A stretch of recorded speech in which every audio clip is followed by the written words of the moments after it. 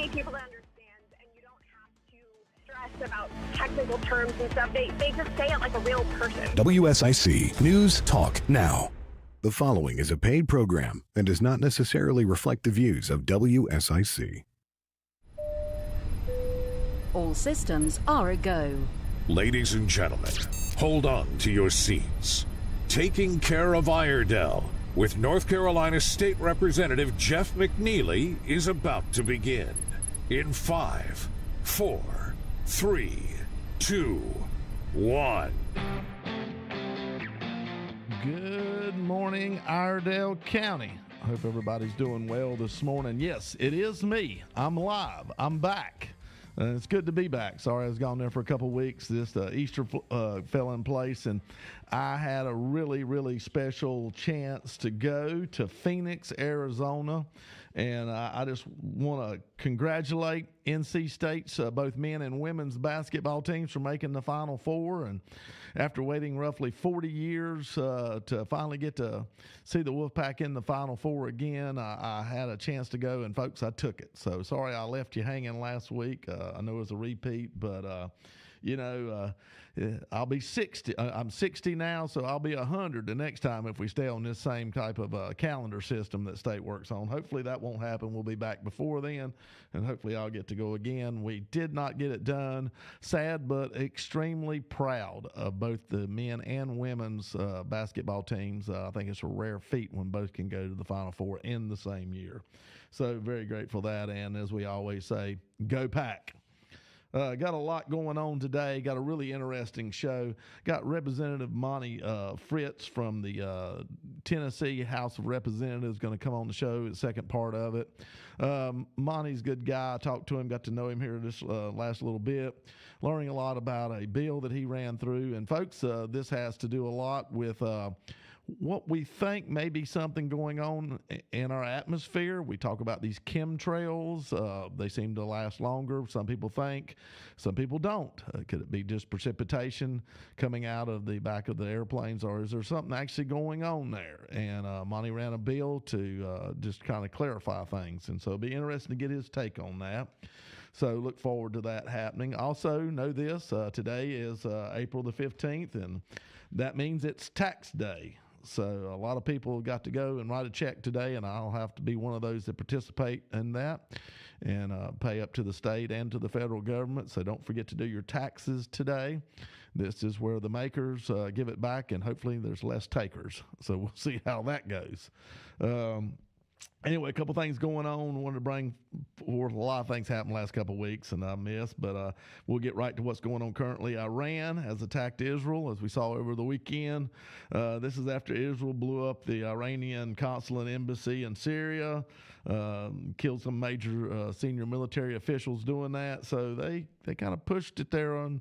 So now here comes Iran back, and luckily the damage was very minimal. I think there was one person, a young child, I think a lady, or excuse me, a little girl, maybe injured pretty severely, but other than that, not much damage. They were able to intercept between Israel's defense system and help from some of the different allies, including the United States, to shoot down. I think there was over 300 missiles, drones, all kind of different military apparatuses fired at Israel, and they were able to pretty much stop that. But, this is getting pretty serious, folks. And the question is, will we be drawn into a war now that it's escalating?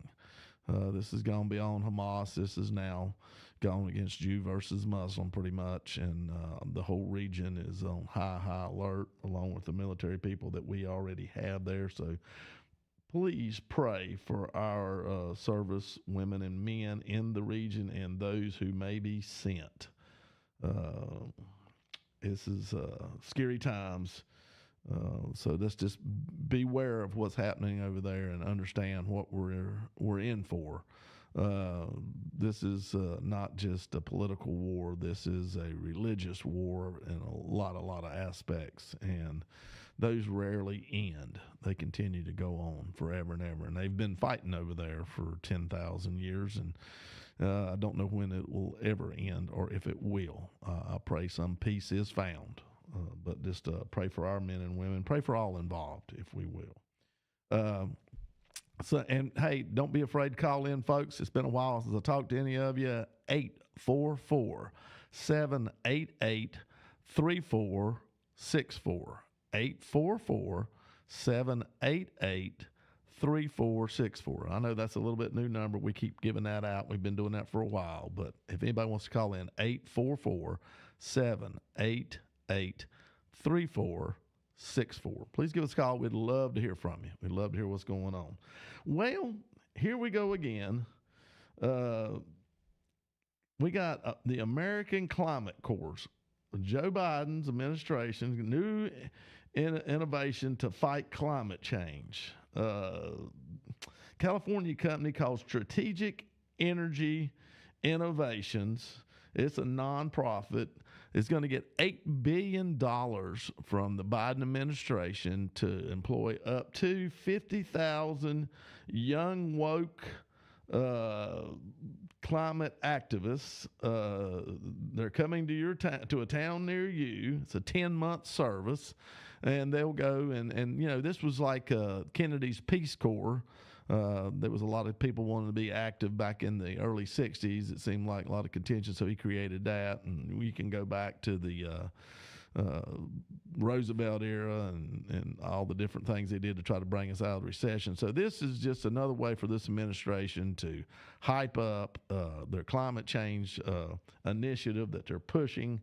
You know, this strategic, I got to find it again here, Strategic Energy Innovations out of California. Kind of worried about this, y'all.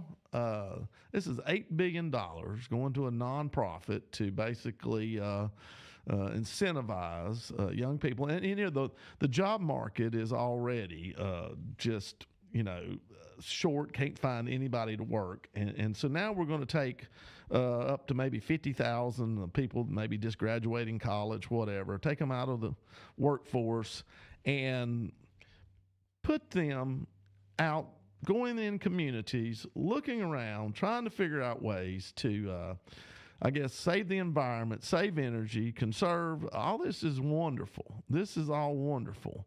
But at what point and what way does this really help our economy, which is tanking? We still have ungodly inflation.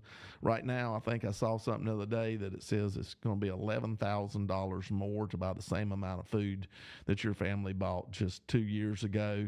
So instead of trying to get these people into the workforce and get them going, instead we're going to make sure they're spying to make sure that you're not ruining the environment or leaving your spigot on or letting your car warm up too long, or God knows what they're going to do. And I'm sure it's all in the name of saving our planet. And I'm not knocking global warming, but this is not exactly how I had envisioned that we would go about trying to do things better, is putting the young police force out of woke activists and paying them to go around and check on us. So this has got me kind of scared, if to say the least. Peace Corps on steroids would be maybe a good way to put it. So you know, in the second part of the show, we're going to bring a lot of climate stuff in. So maybe this whole show is based a lot on climate and climate change, as they say. But I really feel like this is going above and beyond. To me, this looks like a pure election. I'm sure that there might be a chance to even hand out election material as they cover the whole country and go out and about and see what they are. And of course, the ones that are not going to vote the way they want, they're going to probably tattletale on them. So, hey, we're getting ready to take a hard break. We'll be right back. Stay tuned. Got a lot more to talk about. More Taking Care of Iredell with North Carolina Representative Jeff McNeely is coming up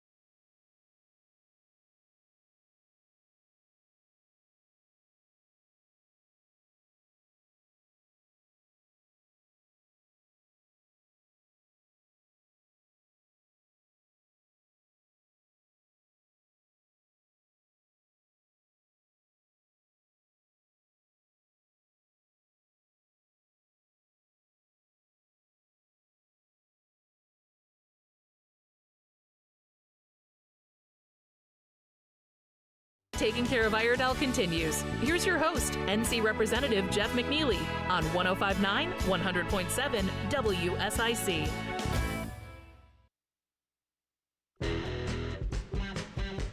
All right, back here, kind of in the middle of the show. Got a caller, so we'll take a caller and see what we got here. Hey, this is Representative Jeff McNeely. Who do we got? This is Wayne Ashley, Mr. McNeely. Hey, Wayne, how you doing?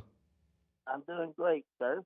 I'm calling in reference to, I mentioned to you before that the Board of Elections about the stop sign issue down at Cloverleaf School. Yes, sir. The road I live on James Farm Road. A lot of people call me and ask me and seen me and says, "You're a retired state trooper. Can't you get them to do something about that?" Well, I said, that's easier said than done. But I just want to reiterate again what I said about that. You know, there's 24 hours in a day, and there's less than 2 hours a day that traffic is coming out of that school. The morning, and then, of course, from the afternoon when the parents pick up their students. And so what my opinion is, I'd like to get a hold of somebody at DOT to leave the stop signs where they got them from the side street for the school and then for that housing development. And then on James Farm Road, put up a caution light, flashing caution light, because it's I bet you, especially when school's not going for sure, people knows when school's going. There is probably 6 out of 10 or more that don't even see the stop sign or just go right on through. And there's going to end up being possibly a T-bone collision there of two vehicles. And so, you know, it's just kind of ridiculous to me that they did that. I understand the school situation and development, but for when you can go down there anytime except between 7:30 and 8 o'clock and between 2:30 and 3 o'clock, and that's the only time there's traffic coming out of there. Yeah. So I think you could talk to some DOT and get them to change that. Get rid of that stop sign on James Farm Road and just put up a flashing caution light, which would not be a bad idea, I think. Okay. At least the two sides. All right, I'll tell you what, I'll talk with my boys over there at DOT and see what we can do. I mentioned something to them about trying to take a look out there at that here right after we got through with the election. You know, it's funny, Wayne, when we were out there and I'm politicking, I had a lot of people, you know, bring a lot of different traffic things. So we've actually worked on 2 or 3 different intersections since then, but this is one we need to take another look at if they hadn't already then. So I'll get him to do that. I'll check it out, see if there's some kind of answer maybe we can come up with. And it may be where we, you know, get more flashing lights out there or something on the side instead of maybe the caution light up top or something, just to identify that this is, you know, school time. So we'll take a look and see what we can do. Yeah. Okay, Mr. McNeely, I appreciate your looking into it and all you do for Iredell County and our state. And I hope you have a great week, sir. Thank you, Wayne. I appreciate it. I hope you do too, sir. Appreciate your service to the state too. Thank you. All right. Anybody else want to call in, go ahead and give us a holler, 844-788-3464. Moving on a little bit here. Well, this is kind of interesting. We're now having some public comment. The Red Line. And I guess the question is, will the Red Line light rail commuter train that would run from Charlotte to Mooresville actually happen? There's a push coming out of Mecklenburg, out of the city of Charlotte, to do this Red Line. And the Red Line has been talked about for a long time. Norfolk Southern actually owns the tracks. I'm not sure if this idea is to plan on purchasing the right-of-way tracks or to lease the right-of-way tracks from Norfolk Southern. In the past, they've always spent money doing all these research, all these different studies, and when it all got down to it, when they finally went to Norfolk Southern said, no, thank you. I know when I was on CARPO, Charlotte Regional Transportation Project Organization, we had spent probably close to $1.5 million. Every time they do it, it's about $500,000 looking at this Red Line. And I told them right before I went off there and went to the General Assembly, I said, unless somebody gets a letter from Norfolk Southern, do not waste any more money on the Red Line until Norfolk Southern says they're wanting to do something. So it seems like maybe Norfolk Southern is wanting to do something. I hope that's the case. That's what they're saying. And so they're going to have quite a few community input meetings on this. You can go on the Charlotte Regional Transportation Project Organization's website and see when these meetings are. Funny thing about it is, though, there is a whole lot, and we've been talking about this for, like I said, 20 years, and this is going to go through multiple different communities up through Mecklenburg and into Iredell, but the cost right now, I think, is about $13 billion for Charlotte Mecklenburg's total transit plan, and it's kind of stalled as of right now. And the reason is they don't have a vehicle, as far as a way to raise money in this, and they're wanting to do a transit tax, and I'm assuming it's going to fall somewhere along the lines of a sales tax. They're lobbying the General Assembly right now to help them go about this $13 billion transit plan. And it'll be interesting. It'll come into the Mount Morin area down there, basically the Lowe's, and we'll just see how this plays out. But folks, one of the reasons they're wanting to do this red line, in my opinion, and it's pretty simple, is Iredell's a red county. Red counties are in the majority right now in the House and the Senate. So if they lump in Iredell County, that and we agree to play along, that there'll be some more leverage they can use to help pull off this $13 billion transit plan. And I'm sure that tax is going to fall over into Iredell County also. It will have to pay for it. And they always say one of the cheapest things to do is to build something is the maintenance and the upkeep on it. That's going to be expensive. So we got that to look at. I really, really suggest if you live in South Iredell, maybe even if you just live in Iredell, because I'm afraid it might spill over to the whole county, because I'm not sure how you would do a sales tax type kind of transit plan without including the whole county. You may want to go give your input on these meetings. It's a very expensive proposition. I do understand mass transit. I'm not a moron, but I do also understand the cost that it is. And when you look at the percentage of people that will actually use it in Iredell versus everybody else that will have to put the bill, to me it gets pretty tough. It gets to be a pretty tough sale. So I wasn't a fan of it when I was on Carpo as a county commissioner, and also on Carpo when I was chair on the Iredell County Planning Board. And I'm not a real big fan of it now as your representative, because I think it's just another tax, and it's going to be a very expensive tax. But understand, they're trying to figure out a way to bring as many partners into this game as they can. So that's kind of what's going on there. This is going to be a very, very expensive proposition. I hope everybody takes the time to really understand what they're looking at here and to voice their opinion. It really does matter. Be glad to hear from any of y'all on this. You can give me a call the office, call my cell. You've always got it, 704-902-4958, and be glad to talk. But right now, I'm probably on the naysayer side, not really supporting this, because I'm not sure how this is going to play out, how much it's going to end up costing us in the future. And a lot of this will be up to your county commissioners too, not just us. Not just your state representative and senator, but also your county commissioners, because they'll be the ones involved also. And I think we're struggling for money right now. This is just another hole in the boat that's going to be about impossible to plug. Moving on to a little bit, like I said, anybody wants to give a call, we still got about 3 minutes till we go. We can take a short call, 844-788-3464 if you want to talk about any of this. The Biden administration has allowed another group of people to be able to have their student loans canceled. We're now, and see, they ruled the whole bill, that executive order that Joe Biden did, unconstitutional, but he's found a back door in the path. And basically it's called the SAVE plan. And what that does, it allows people making a lower income than I think purported, that they basically don't have to pay it back. And then it also, if it's been 20 years they've been working on it, they don't have to pay it back. And they keep finding other little twists and turns in it through the Department of Education to figure out ways. And so we're up to 360,000 people. That's $4.8 billion that has been forgiven. And I'm sure those 360,000 people are ecstatic to a point that they've had a loan forgiven that they took out. When it's all said and done, though, there'll be over 8 million people's loans forgiven at the path that we're on. And once again, we're back to this is just buying votes, pretty much like that climate corps, the American Climate Corps. We're going helping the woke activists find a way to get funded to go out here and push their agenda. So here we go again.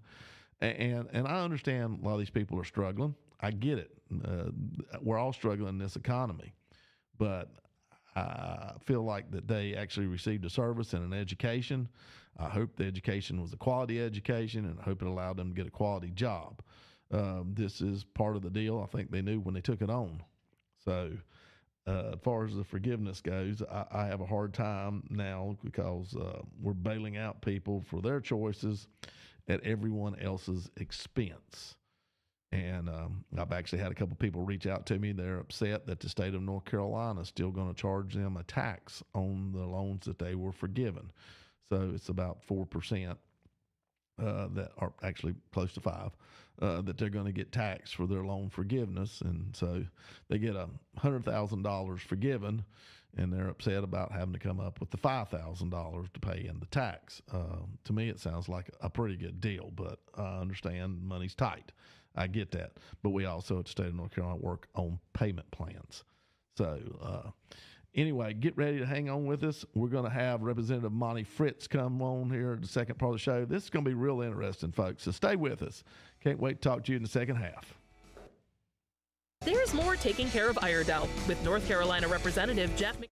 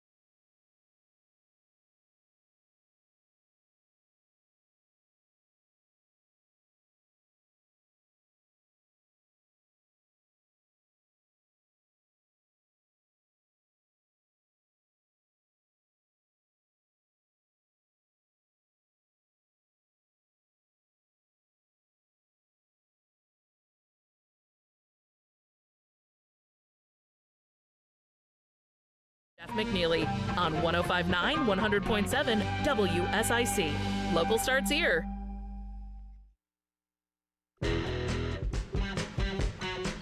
All right, back here for the second half of the show, and I think this is going to be real interesting. We got our guest on the line, Representative Monty Fritz. Are you there, sir? I am, Representative McNeely. It's good to talk with you today. Hey, good to talk with you, sir. Good to talk with you. Hey, before we get into this, you know, we touch a good bit of listeners. Tell everybody a little bit about who Monty Fritz is. Give us a little background on yourself and how long you've been in politics and the House over there. So who is Monty Fritz? I will do that. Monty Fritz is a husband of 40 years as of just this past week, and I'm a Christian. I'm a born-again Christian. Yeah. Have 2 kids and 3 grandkids. I'm retired. My wife runs a small real estate business, and I help her occasionally before I got into politics. I am a first-term Tennessee representative. I have most of Loudoun County and most of Rome County and a portion of Loudoun County in Tennessee House District 32. I'm that person that got into politics late in life just because I want to make a few changes, and so we're trying to do that. Well, good deal. Good deal. Well, great to have you on my show. You know, I have a lot of callers call in and we talk about this. And I guess, you correct me if I'm wrong, we're going to call this geoengineering, climate engineering, a lot of different terms used, a lot of big language used. You know, folks, Monty, let me do this. I'm going to read this executive summary that was on the White House website here, and it says executive summary, a program of research into the scientific and social implications of solar radiation modification would enable better informed decisions about the potential risks and benefits of solar radiation modification as a component of climate policy, alongside the foundational elements of greenhouse gas emissions, mitigation, and adaptation. Such a research program would also help to prepare the United States for possible deployment of SRM, solar radiation modification, by other public or private actors. A research program characterized by transparency and international cooperation would contribute to a broader basis of trust around the issue. The potential risk and benefit to human health and well-being associated with the scenarios involved with the use of SRM need to be considered relative to the risk and benefits associated with the plausible trajectory of ongoing climate change not involving SRM. Wow. What the heck did that mean? Well, that's a mouthful. Like most everything that comes from D.C., oftentimes they speak a mouthful and it means nothing. But I'm afraid, especially this administration, I'm afraid what we're saying there, when you compare it with the 2024 energy and water appropriations that has $39 million in 2024 to advance these studies. And that's page 119. I think I sent you that document. I've got it. I'll read it here in a second. You go ahead and speak to it, and I'll read it a little bit.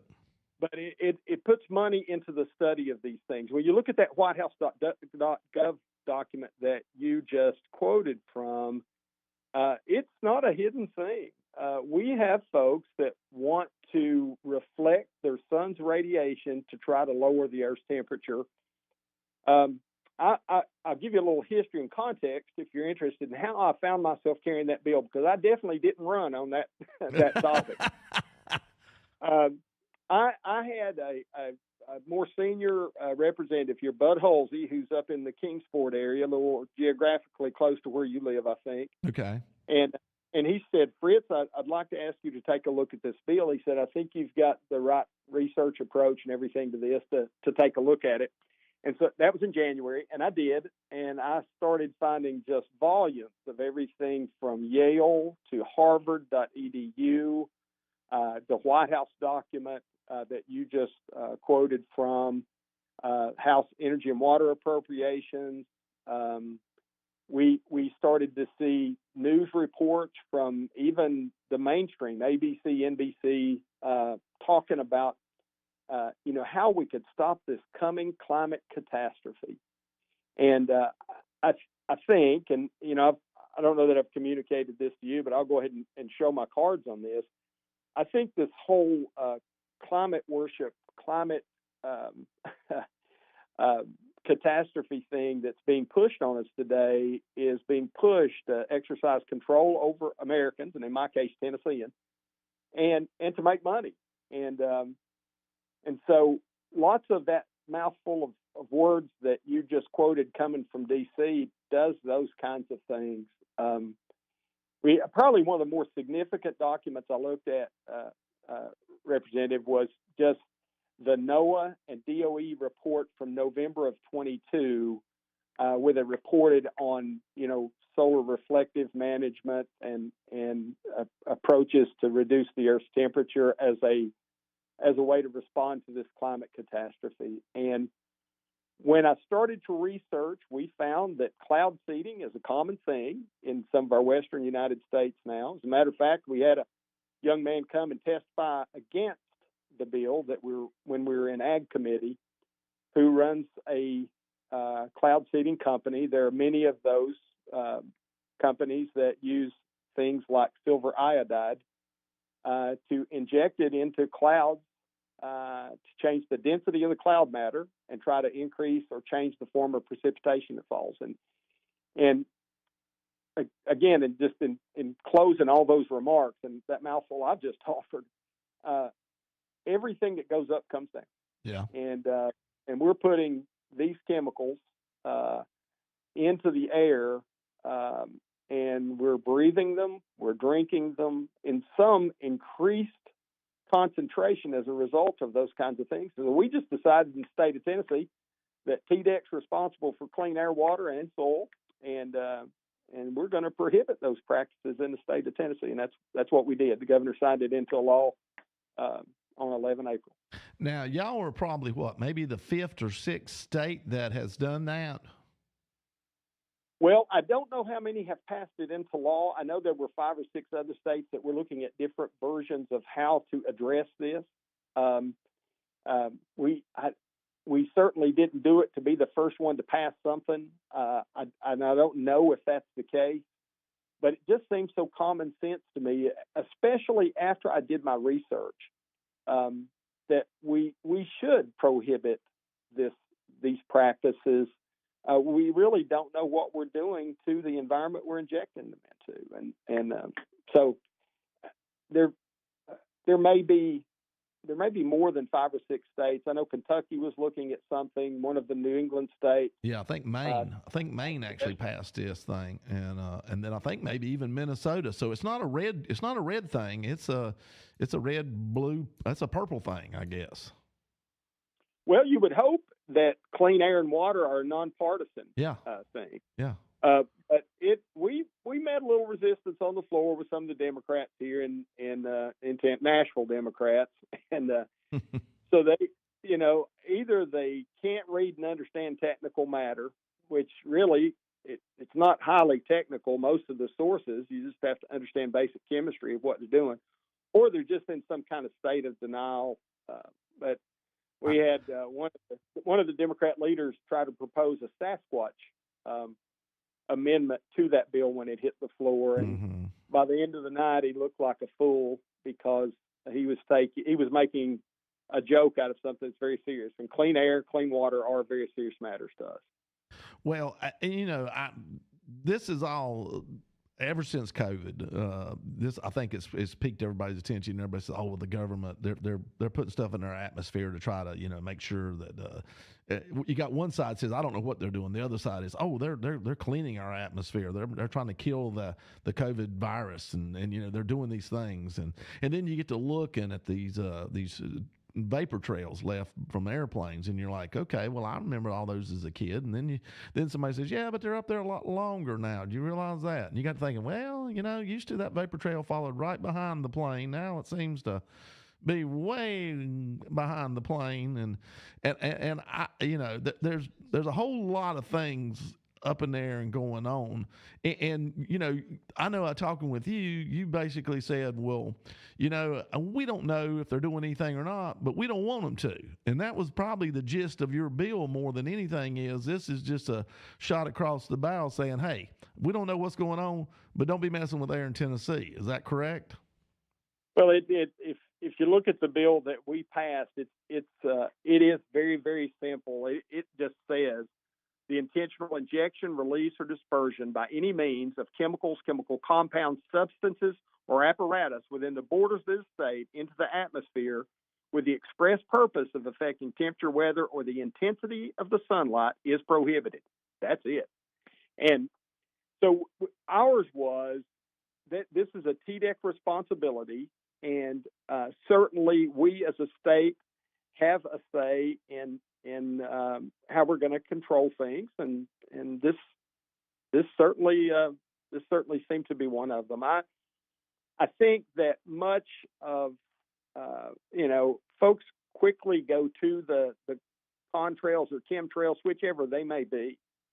But there was a report 2 weeks ago of the USS Hornet in the Bay in Northern California that they were, making these injections into the lower atmosphere to try to reflect sunlight. And then if you look at the NOAA DOE report, there's some emphasis on using maritime vessels to do the marine cloud brightening to reflect the light intensity. And those things, to me, it's just... Hey, Monty, we got to take a hard break right now. Keep those thoughts. We'll be right back, folks. Just hold tight. We'll be back with more of NC Representative Jeff McNeely and Taking Care of Iredell after this short break on 105.9 100.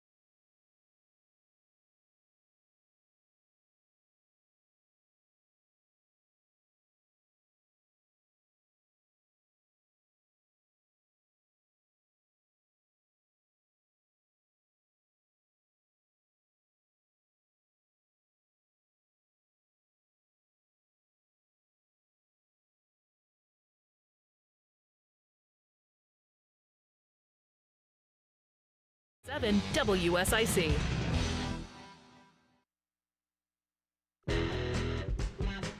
All right, back here with the last part of the show. Got Representative Monty Fritz from the Tennessee House on the line. Monty, you still with us? I am, yes, sir. Yeah, when we left right there, sorry about that. We got to pay the bills around here, so we got to take these daggum commercial breaks. But you left. We were talking about. It's even got to the point now where they're talking about dispensing this through maritime, dropping it off of boats into the different parts, I guess, of the ocean, and trying to change the temperatures and whatnot. It is, and the NOAA DOE report, I think, was dated November 22, 2022, that I'd sent you a copy of. It outlines some of that, both in the summary of the document and just the imagery that they use in this. I'll say it. I mean, I think that God has blessed us. He calls us. He directed us to subdue this planet He's given us, and to feed ourselves and keep ourselves warm and house ourselves and all those kinds of things. But I got to tell you, Jeff, I think that when we start trying to manipulate the weather, is that a weaponization of manipulating the weather? Is it taking from one state what we don't want them to have? I don't know. But I know this. When I look at the rainfall, I think that's God's business.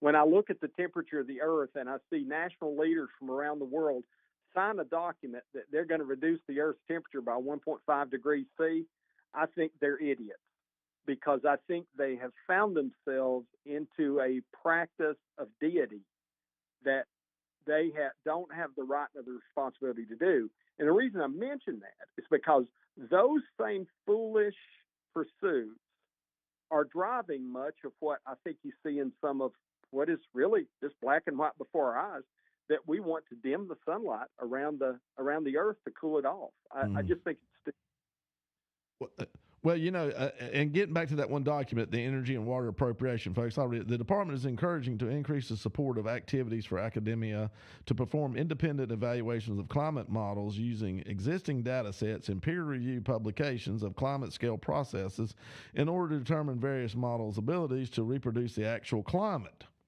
The recommendation provides not less than $30 million to continue the development of observational assets and support associated research on the nation's major large water intersurfaces, including the Great Lakes and the Puget Sound, by leveraging national laboratories' assets as well as local infrastructure and expertise at universities and other research institutions.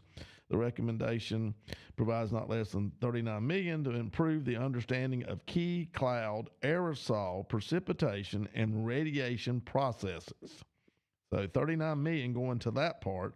The department is encouraged to coordinate with the Department of Homeland Security and other agencies as relevant to support analysis of near-term climate risk and impacts of infrastructure and communities within the available funds. $3 million is for a pilot program to provide instrumentation for the observing of marine aerosols, greenhouse gases, and other environmental factors in the relevance deployed on commercial or other non-dedicated ocean vessels, and to eliminate a sustained observing network using such platforms. Wow. Once again, mumbo jumbo to try to get you to say, we got plenty of money to spend on this, is what it sounds like to me. Still with me? I am with you, and I think for those folks in the federal government that approve of this and those that have voted for this, how about just enforcing the southern border? Yeah. How about just enforcing the laws that we have on the books? How about let's try not to tax one another to death so that our economy can really grow? How about focusing on those things that are important to all Americans? How about supporting our liberties? Rather than coming up with some half-baked plan to inject aerosol chemicals into the atmosphere because we think we can reduce the Earth's temperature. I don't know if it's a bait and switch or if it, again, is just the stupidity of some of the people that we have holding high offices, because it's bizarre to me. And I know that sounds blunt and coarse maybe to your listeners, and I apologize. It leaves me almost speechless when I start to look at some of the things that we're willing to spend money on. Well, to me, yes, I agree 100% with you. We start messing with Mother Nature. We're opening up a can of worms that I don't think we'll be able to shut. And of course, now cloud seeding's been going on since the 40s and 50s, and I get that. And you know, Texas Tech is doing great weather stuff here, and it shows here an analysis of cloud seeding operation conducted the projects in 2019 showed that on average, individual seeding thunderstorms live 22 minutes longer, 41% than untreated, 40% more area, 24% more rain. Isolated thunderstorms seeded produced an estimated 101,000 acre feet above and beyond what was expected without intervention. I mean, it goes on to have an estimated yield of 956,657 additional acre feet of rainwater and at a cost of $11 per acre. Oh, wow. Okay, that sounds great. I get it, to the places that are extremely dry and have historically been extremely dry. But just like we talked a second ago, you know, okay, you make it rain in West Texas where it doesn't never rain. Does it rain in Tennessee or North Carolina then? Because weather moves basically west to east. So, are we adding rain, or are we just making it rain in a different place? And what effect will that have? I certainly don't know the answer to that question. And just reflecting back to, as a child and what you learned about the evaporative process and how clouds were formed, much of the cloud formations, as I recall, were occurring across the oceans because the sunlight created this evaporative process and the moisture rose.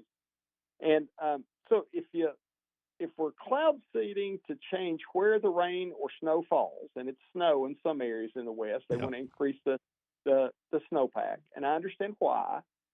But then we have folks that are exploring reducing the temperature of the Earth through the marine cloud brightening. One seems like it's deleterious to the other, to be honest with you, because if we reduce the temperature at the Earth, have we reduced the evaporative effect and the formation of clouds? And to what extent have we harmed ourselves long term?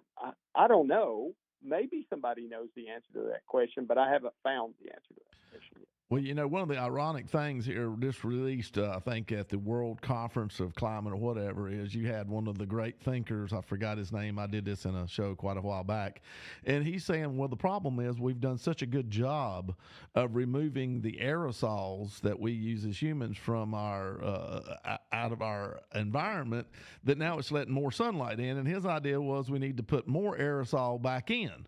Now, how do you believe anything these people say?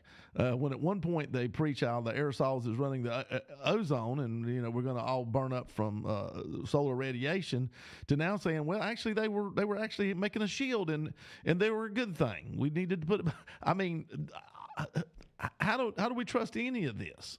And do we even attempt to trust it by messing in it? Well, our founders and framers had developed a distrust of people in government. The reason they gave us a constitution that establishes defined boundaries on government's authority is because they knew the sinful nature of man.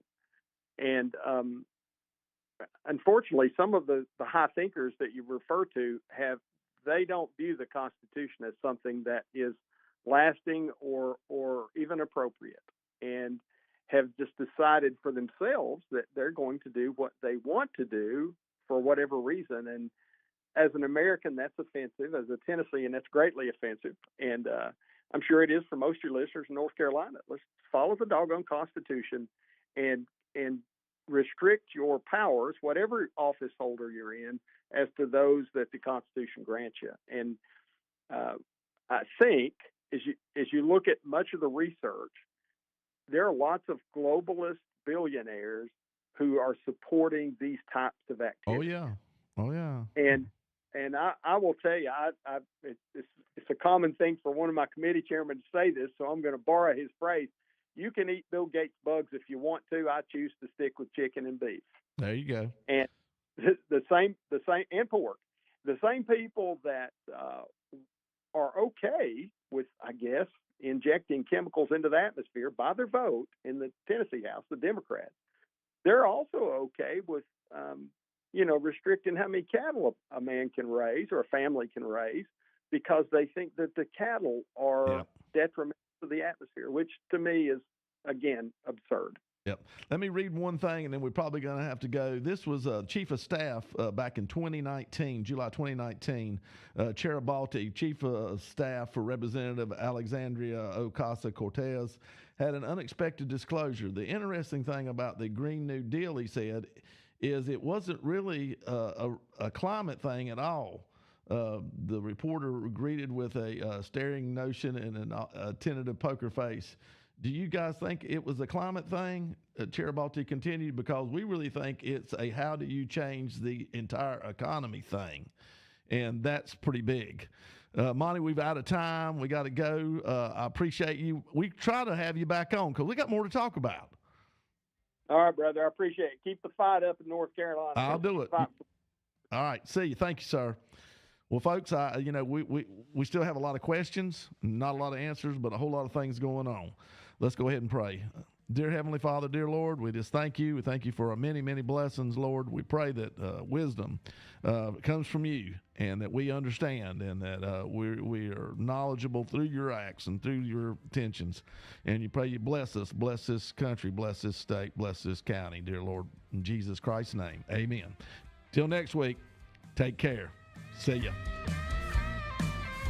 You've been listening to North Carolina Representative Jeff McNeely. Join Jeff again next Monday morning at 11:05 for Taking Care of Iredell on News Talk WSIC.